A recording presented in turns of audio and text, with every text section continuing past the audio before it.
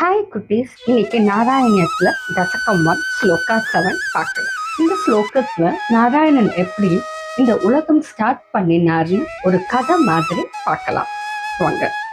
கஷ்டாத்தே சிருஷ்டி சேஷ்டா பகுதர பவ கேதா வஹா ஜீவபாஜாம் இத்யேவம் பூர்வம் ஆலோசிதம் அஜித்தமயா நைவம் அத்யாபிஜானே நூச்சே ஜீவாஹ கதம் வா மதுரதரமிதம் துவத் வபுச்சித் ரசாத்ரம் நேத்ரைஹ ஸ்ரோத்ரைஸ்ச பீத்வா பரமரசசுதாம் போதிபூரே ரமேரன் கஷ்டாத்தே சிருஷ்டிசேஷ்டா பகுதர பவ கேதாவஹா ஜீவபாஜாம்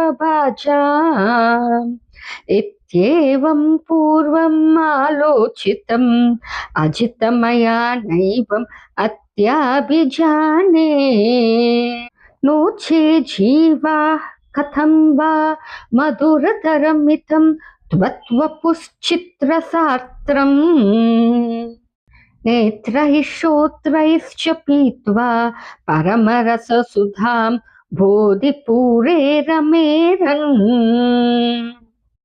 வாங்க இந்த ஸ்லோகத்தோட அர்த்தத்தை கதை மூலமா பார்க்கலாம்.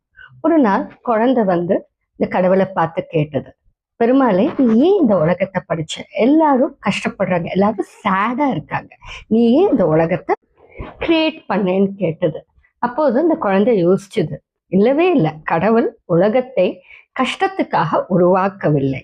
ஏனென்றால் குழந்தைகள் கடவுள் அழகான ரூபத்தை பார்த்தால் அவங்க ரொம்ப ஹாப்பியா இருக்காங்க. நாராயணனோட ஸ்டோரி, பஜனைகள், பாடல்கள்லாம் கேட்கும்போது காதுகள், தட் இஸ் இயர்ஸ், ரொம்ப ஹாப்பியா இருக்கு.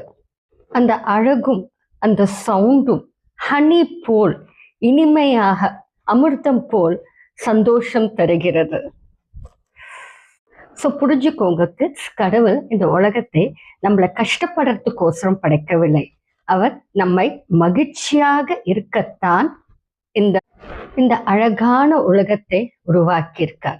கடவுளின் ரூபத்தை பார்த்தாலும் அவரின் பெயரை கேட்டாலும் நம் மனம் ஹாப்பி ஆயிடும்.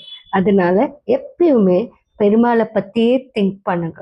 Good thoughts will come to you. Talk to him. Take him as your best friend. அவர் எப்பயுமே உங்க கூட இருந்து he will take you in the right path.